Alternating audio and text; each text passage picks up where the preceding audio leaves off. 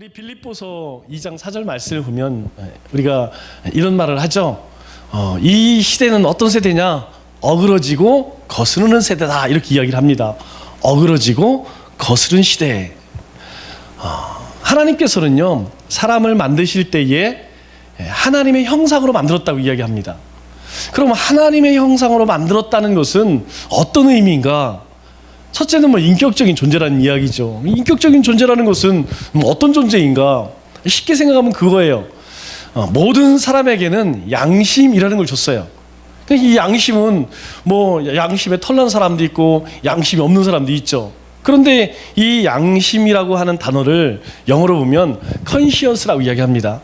이 conscience라는 단어가 참 재미있는 단어예요. 왜냐하면 이 합성어인데 con이라고 하는 단어와 science라고 하는 단어가 합해진 거예요. 한 번 더 누르시면 돼요. 네, 그런데 이 conscience는 con은 함께라는 뜻입니다. 함께, together라는 뜻이에요. 그리고 science는 알다, 안다, 지식, 이런 뜻입니다. 그러니까 conscience는 함께 안다라는 뜻이에요. 그러니까 양심이라는 말은 너하고 나하고 함께 알아. 그러니까 우리가 너 왜 그렇게 양심 없는 짓을 했어? 그러면 그 양심 없이 행한 사람이 그걸 안다는 얘기에 모른다는 얘기예요. 안다는 거죠. 동시에 내가 그렇게 양심 없게 행한 그 사람도 안다는 거예요. 함께 안다는 거예요. 함께. 그런데 이것은 사람끼리만 통용되는 것이 아니고 하나님과도 마찬가지라는 거예요. 사람이 양심 없는 짓을 했을 때에 어떻게 내가 양심 없는 짓을 했느냐? 어떻게 하느냐? 내가 양심 없다고 느껴진 것은 하나님도 알고 계시다는 거예요. 그러니까 우리가 뭔가 좀 찜찜해. 그거는 하나님이 기뻐하는 일일까요? 기뻐하지 않는 일일까요? 기뻐하지 않는 일이라는 것이죠. 하나님께서 우리를 만드실 때 우리의 마음 가운데 양심을 주셨어요. 그래서 나는 죄가 그게 죄인지 모르고 했어요. 아니라는 거예요. 사람에게 양심이 있기 때문에 그것이 잘못된 것이고 그것이 죄라는 것을 본인 알아, 분명히. 왜? 하나님이 사람을 만들 때 양심을 주셨기 때문에. 그래서 모든 사람들은 하나님 앞에 나는 하나님이 계신지 몰랐어요 라고 부인할 수 없다는 거예요. 하나님이 어디 있어 할 때 첫 번째 우리 뭘 증명한다고 그랬지? 뭘로? 우리가 보통 일반 계시라고 이야기하죠. 자연을 통해서 보세요, 저 해달별 누가 만든 사람이 있을 거 아니에요. 그것을 사람은 양심적으로 다 알고 있다는 거예요. 그것이 하나님이 만드신 어떤 신이 만들었다는 것을 다 안다는 것이죠. 그렇기 때문에 우리가 무엇이 선이고 무엇이 악이다, 하나님이 말씀이 없다 할지라도 우리는, 사람은 그것을 분별할 줄 안다는 것이죠. 그러면 우리가 그동안 숙지하면서 배운 것을 적용하게 되면, 그렇죠.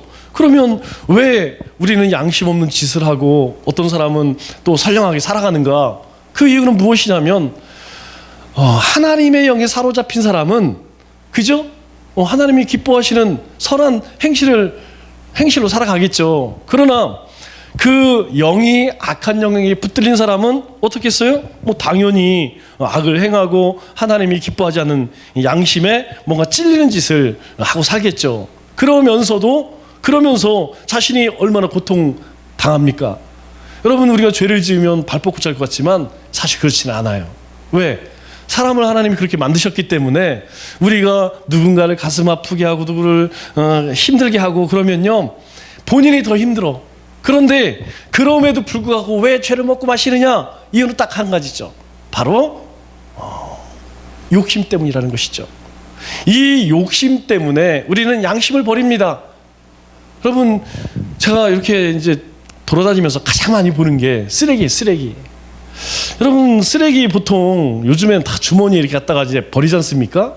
그런데 제가 교회 앞에서 이렇게 이제 좀 삭신이 쑤셔서 서 있으면 사람들이요, 지나가면서 버리고, 그리고 아예 이만한 봉다를 가져와서 버리고.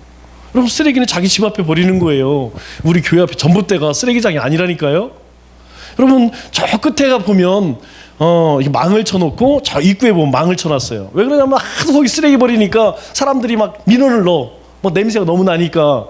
그래서 하도 민원이 들어오니까 거기다가 망을 쳐놔서 못 버리게 해놔요. 그리고 막 거기다 반사경을 갖다 놓고 버리면서 네 얼굴 좀 봐라. 그게 네 양심이다. 막 이렇게 써놨어요. 근데 그것도 막 띄니까 거기다 아예 이제 불 들어오게 막 만들었어. 그런데도 보세요. 거기 가보세요. 항상 쓰레기에 쌓여있어요. 여러분 그 사람들이 버리면서 그걸 모를까요? 아니죠. 우리가 하나님의 영에 붙들려 살게 되면 먼저는 하나님을 기쁘시게 합니다. 두 번째로는 사람을 기쁘게 해요. 그러나 악한 영에 붙들리면 하나님 앞에 이 고개를 들 수 없고, 두 번째로는 이 사람을 힘들게 만들어. 여러 사람을 힘들게 만들죠. 그러면 요즘 국민들이 참 힘든 삶을 살죠? 갈수록 힘들어질 거예요. 우리가 뭐 이것저것 신학적인 거 아니더라도 우리가 보편 타당성이라는 게 있어요. 우리가 보통 옛날에는 도리라고 했죠. 그 도리 아니요. 사람의 도리가 아니요. 여러분 사람의 도리가 뭡니까? 양심이에요. 그것은 나도 알고 너도 알고 하나님도 아는 일이라는 것이죠. 그래서 우리가 이 시대를 어떤 관점으로 봐야 되느냐, 사도 바울이 우리에게 가르쳐 주듯이 이 시대는 어떤 시대느냐, 바로 이 어그러지고 거스르는 세대다. 여러분 이것을 잊으면 안 됩니다. 우리는 그 시대를 살아가고 그것이 점점점 더 심해져가는 그런 시대를 살아가고 있어요. 오늘 전도를 하다가, 현장 전도를 하다가 굉장히 더웠죠? 참 덥습니다. 어제는 조금 나았던 것 같은데 오늘은 숨이 좀 막히더라고요. 그래서 마스크를 잠깐 벗었는데 또 그 마스크 벗으면 꼭 그거 가지고 그때 나타나는 사람들이 있어. 여러분 막 땀차서 막 여기 막 물집 생기려고 해요. 그래서 잠깐 벗었는데 그때를 놓치지 않고 마스크 안 썼다고, 마스크 안 쓰고 전도한다고, 또 그런 사람들이 있어요. 그리고 이거 나눠주는 거 지난번에 말씀드렸지만 안 받으면 되잖아. 받기는 받아요. 비타민C가 좋긴 좋아. 받긴 받는데 뭐라고 그랬냐면 이 시국에 이런 거 준다고. 그런데 뭐 그런 얘기를 들으니까 얼른 마스크는 썼죠. 그런데 머릿속에서 계속 맴도는 것이 무엇이냐면, 이 전도지를 줘야 될까 말까, 고민이 생기더라고요. 이걸 해야 될까 말까.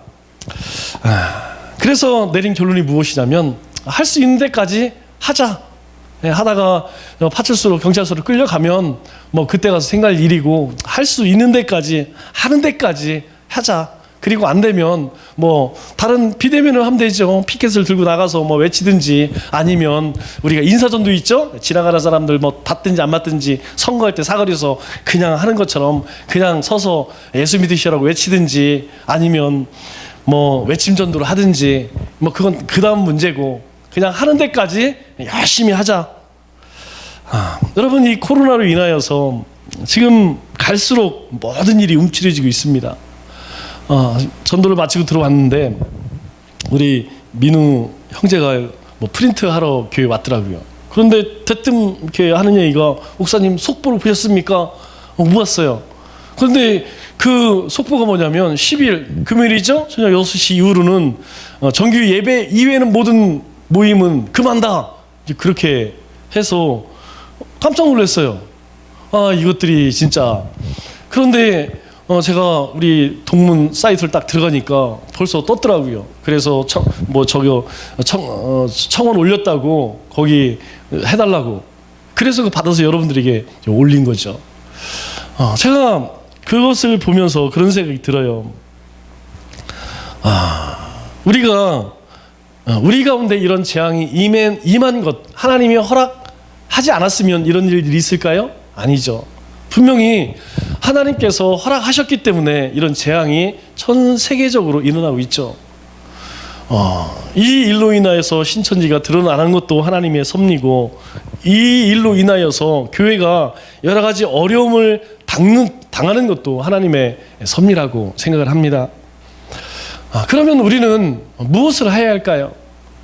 저는 그랬으면 좋겠습니다. 오늘 우리의 삶을 다시 한번 돌아보는 것, 이게 참 중요한 것 같아요. 나는 하나님의 말씀이라고 하는 이 거울 앞에 얼마나 깨끗하게 살았는가, 또 나는 얼마나 정직하고 얼마나 온전한 모습으로 살고 있는가. 여러분, 우리가 세상에 나가면 오염되지 않은 게 어디 있어요? 모든 것이 죄로 다 오염되어서 깨끗한 것이 없습니다. 여러분, 모든 것이 모든 어디에서든지 깨끗한 것을 찾아볼 수가 없습니다. 여러분, 우리가 마스크를 쓴다고 해서 그 오염이 사라지겠습니까? 우리가 이 손으로 저 해를 가린다고 해서 하늘이 가려지겠습니까? 아니죠. 여전히 하나님은 이 세상을 향해서 은혜를 베푸신다는 거예요.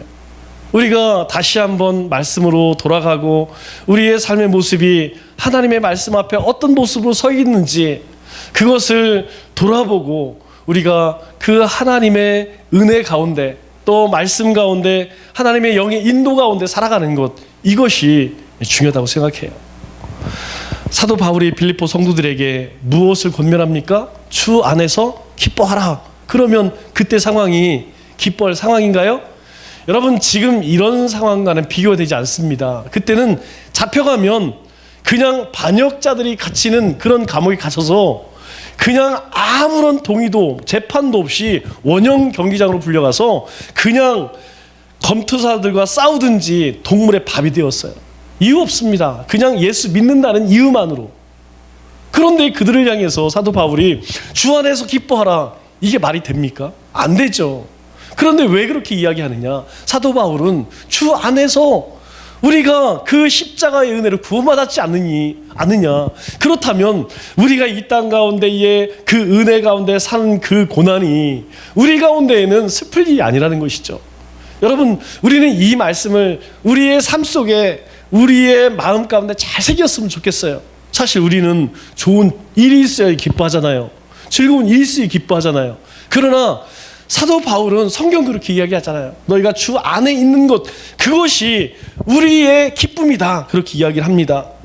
왜 그렇습니까? 사도 바울은요, 그렇게 그것을 설명하기 위해서 바로 우리가 할례파다 그렇게 이야기합니다. 할례파가 뭡니까? 사도 바울이 이야기하는 할례파는 성령으로 봉사하는 사람, 성령으로 헌신하는 사람, 즉 성령에 충만하여서, 제가 오늘도 여러분 찬양 이 봄은 얼마나 아름답습니까? 찬양하는 인도자도 아름답고 세션들도 아름답고, 여러분 잘하고 못하는 걸 떠나서 저는 이 자리에 우리 이 형제들이 이 찬양단이 함께 그렇게 한다는 것 그 자체가 참 기뻐요. 하나님이 얼마나 기쁘시겠어요? 사람도 기쁜데 하나님이 얼마나 기뻐 받으시겠습니까? 저는 그렇게 생각해요. 이게 무엇이냐면 성령으로 헌신하는 삶이에요. 여러분, 이 자리에 먹지로 왔습니까? 아니죠. 바로 성령님께서 우리 가운데 역사하시기에 그냥 날도 덥고 여러 가지 뒤숭숭한 일들이 많이 있지만 그럼에도 불구하고 하나님의 전에 나와 예배드릴 수 있는 것, 이것은요 성령으로 헌신하는 사람 가운데 나타나는 현상이라는 거예요. 두 번째로 이야기하는 게 뭡니까? 예수 그리스도를 자랑하는 사람이라는 거죠. 우리가 어디 가서든지 예수님 욕하고 예수님 핍박하는 이야기 들으면 막 화딱지가 나잖아요. 우리가 막 싸우지는 못하지만 그게 뭐예요? 우리 가운데 예수님이 자랑이기 때문에 예수님에 대해서 비난을 하거나 예수님에 대해서 막 욕을 한다든가 그러면 우리는 그것으로 인하여서 붕괴를 하죠. 우리가 자랑할 게 또 뭡니까? 우리는 예수 믿는 사람들은 입에 그것이 아주 그냥 붙은 것 같아요. 다 주님의 은혜죠. 여러분, 주님의 은혜예요. 그게 주님 자랑하는 거예요. 높이는 겁니다. 세 번째로 얘기하는 게 뭐예요? 나는 육체를 신뢰하지 않는다는 것이죠. 할례파는 뭐냐? 육체, 우리의 몸, 이거 신뢰하지 않는다는 거예요. 사람이 만든 것, 사람이 추구하는 것, 이룩한 것, 그거 아무것도 아니라는 것입니다. 그것은 다 없어질 것이라는 것이죠. 바로 그러한 자들, 성령으로 헌신하고 그리스도를 자랑하고 그리고 육체를 신뢰하지 않는 사람, 그 사람이 할례파인데, 그러면 이전에 나는 어떤 사람이었느냐? 우리 4절로 6절 말씀을 보니까 자기 자랑 얘기하죠. 나는 8일 만에 할례를 받고 이스라엘 족속이요 베냐민 지파요 히브리인 중에 히브리요 율법으로는 바리새인요 열심으로는 교회를 핍박하고 율법의 의로는 흠이 없는 자라고 그렇게 이야기합니다. 여러분, 사도 바울은 이 외적인 스펙을 내놓으면요 어디 가서든지 끌릴 자가 아니에요. 정말 대단한 사람입니다. 그럼에도 불구하고 사도 바울이 무엇라고 이야기합니까? 오늘 7절 말씀을 보니까 이렇게 고백하죠. 내게 유익했던 것을 다 해로 여길 뿐더러 배설물로 여긴다, 그렇게 이야기합니다. 그러한 배경을 갖춘 사도 바울이 어떻게 변화되었느냐? 예수님을 만나니까 그 화려했던 배경들, 그 자랑거리들, 그것이요 오히려 나에게 해가 되고 나에게 배설물로 여겨질 아무것도 아닌 존재가 되어버렸다, 그렇게 이야기합니다. 왜 그렇습니까? 바로 그리스도 때문에, 그리스도로 인하여서 나에게는 예수님이 있기 때문에 그것을 다 해로 여기고, 나는 이제부터, 아니 예수님을 만난 이후로부터 하나님을 아는 지식이 가장 고상하여서 그것이 나의 의가 되었다, 그렇게 자랑하는 거예요. 그러면 그리스도를 아는 지식이 뭡니까? 그리스도를 아는 지식에 대해서 우리 빌립보서 2장 5절에 사도 바울이 이미 이야기를 했죠. 사도 바울이 어떤 이야기를 합니까? 너희 안에 이 마음을 품으라, 곧 그리스도 예수의 마음인 예수님 마음 품으라는 거예요. 예수님의 마음을 품으면 예수님이 누구신지, 예수님이 왜 이 땅에 오셨는지, 예수님이 이후에 우리 가운데 어떤 일들을 계획하시는지 그걸 안다는 거예요. 그래서 그것을 그리스도를 아는 지식이라고 이야기합니다. 여러분, 그리스도의 마음이 뭐라고 이야기했죠? 그 이후에 설명한 것을 보면 두 가지를 얘기합니다. 하나는 철저히 하나님 보좌를 버리고 이 땅에 내려오는 겸손함이셨다는 거예요. 겸손했다는 거예요. 또 한 가지는 죽기까지 복종하셨다는 거예요. 그래서 주님의 마음 무엇이냐? 바로 우리 가운데에 주님이 겸손하고 그리고 순종하신 것처럼 우리도 겸손하자는 것이죠. 우리가 주님 앞에 겸손하고 세상 앞에 그리고 하나님 말씀 앞에 겸손하자. 그리고 주님도 순종하셨는데 우리도 순종하자. 우리도 죽기까지 주님의 나라에 가는 그날까지 우리 하나님의 말씀을 쫓아 살자. 그러면 어떻게 그렇게 할 수 있습니까? 어떻게 그러한 것을 얻을 수 있습니까? 첫째는 무엇이냐면 우리의 죄성을 깨닫는 만큼 우리가 주님을 안다는 거예요. 여러분, 우리가 정말 우리 안에 있는 이 죄성을 깨달아야 돼요. 우리가 조금 은혜 받고 우리가 조금 하나님 말씀에 대해서 좀 아는 것 같으면 나도 모르는 사이에 우리 안에 있는 교만함이 나와요. 우리 안에 있는 쓴 뿌리들이 나옵니다. 정말 이상해요. 정말 힘들고 고통스럽고 막 그럴 때에는 얼마나 겸손한지 몰라요. 나도 모르는 사이에 고개가 숙여지고 그냥 하나님 앞에 주여 주여 소리가 나오는데 조금만 살만하면 우리 안에 있는 이 죄성이 또 나와요. 그래서 어떻습니까? 내 눈에 들보는 보여지지 않고 남의 있는 들보만 보이는 거예요. 내 눈에는 들보 봐요. 남의 눈에 있는 티, 그런 것만 보이는 거예요. 그래서 어떻습니까? 주님께서 하지 말라고 하는 비난하고 비판하고 판단하고 정죄하지 않습니까?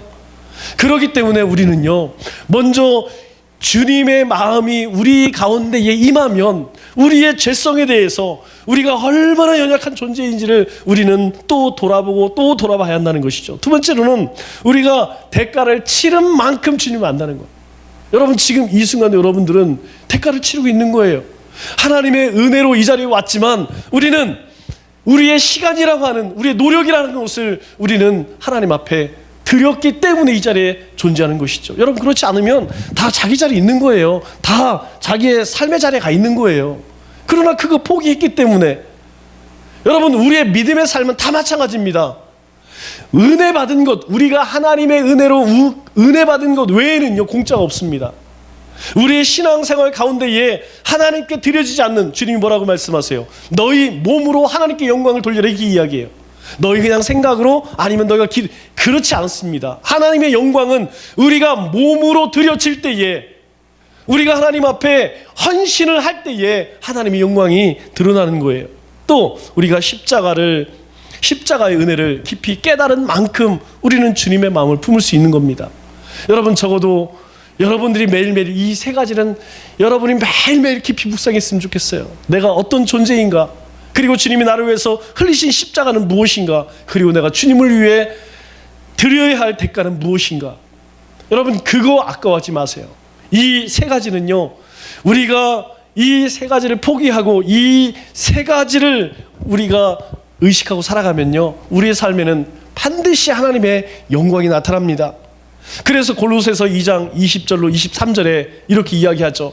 너희가 세상의 초등학문에서 그리스도와 함께 죽었거든 어찌하여 세상에 사는 것과 같은 규례에 순종하느냐.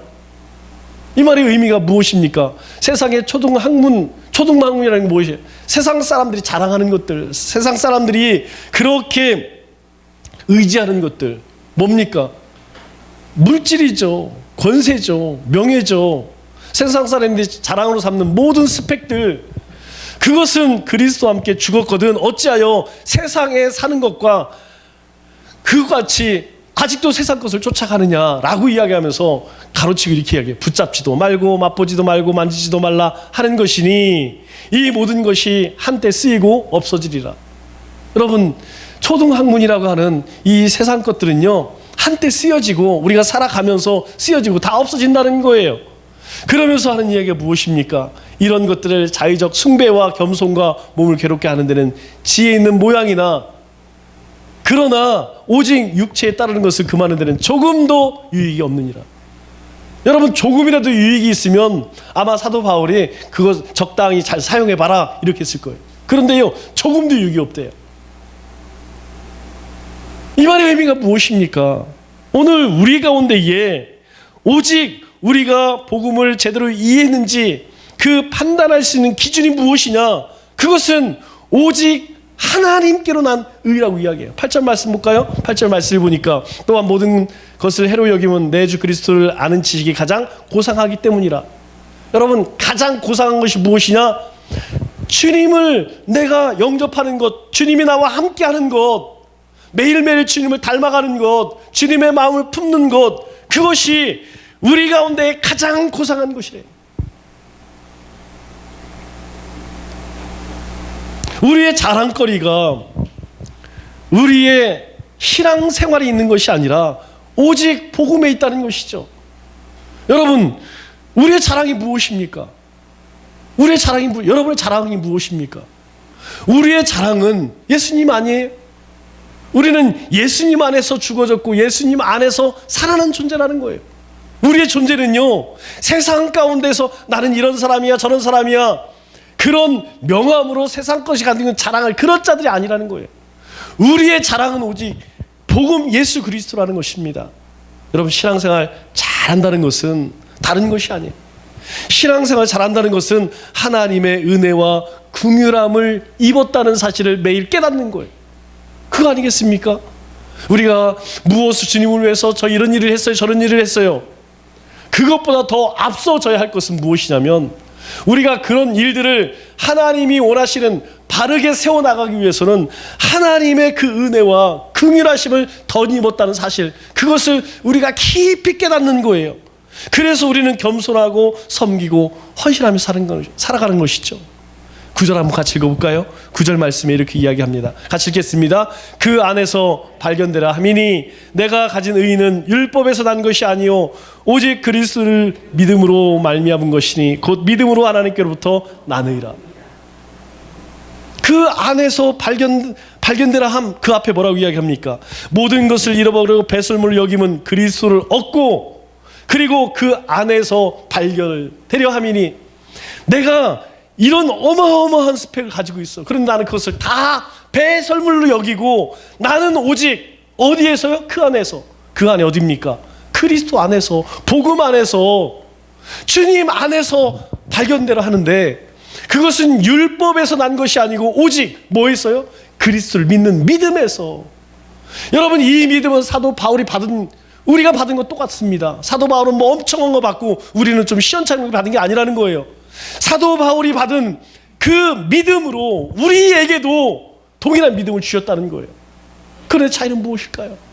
사도 바울은요, 예수님을 만난 이후로 자신이 가지고 있는 모든 것을 배설물로 여겼어요. 그러나 우리는 예수님을 만났음에도 불구하고 아직 그것들이 우리의 삶 가운데 떨어지지 않아요. 사도 바울이 복음을 위해서 그렇게 수없이 매를 맞고 감옥에 갇히고 그리고 죽을 수많은 고비를 경험했음에도 불구하고 왜 복음을 위해서, 왜 주님을 위해서 그렇게 살기를 원했습니까?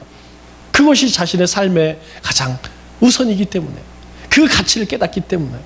사도 바울과 우리가 똑같은 믿음으로 하나님의 백성이 되었습니다. 차이는 무엇이냐? 우리는 그것에 대해서 감사하지 않아요. 기뻐하지 않아요. 그래서 사도 바울이 뭐라고 이야기합니까? 곧 믿음으로 하나님으로부터 난 의다, 이렇게 이야기합니다. 우리의 의는요, 하나님으로부터 난. 그런데 그 하나님으로부터 난 그 의는 하나님이 주신 믿음으로, 그래서 율법에서 난 것이 아니고 나의 어떤 배경이나 내가 행한 일로 인하여서 얻은 것이 아니고 오직 하나님으로부터 얻은 것이라는 거예요. 하나님이 주신 것이라는 거예요. 그래서 우리에게 말씀하는 게 뭡니까?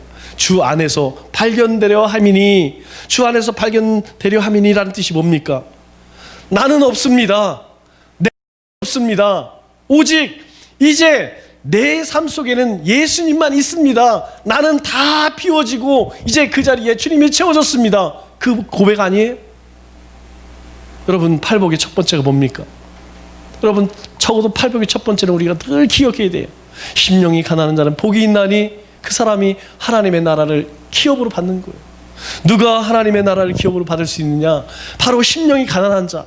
오늘 우리 가운데 사도 바울이 배설물처럼 여겨 그 우리 안에 있는 모든 것들을 다 비우고 그 안에 주님으로 채운 바로 그 사람이 하나님의 나라를 경험하는 거예요. 하나님의 나라에서 하나님과 함께 사는 거예요. 죽어서요? 아니에요. 이 땅 가운데라는 거. 오늘 새벽에도 말씀을 전하면서 그런 이야기를 했어요.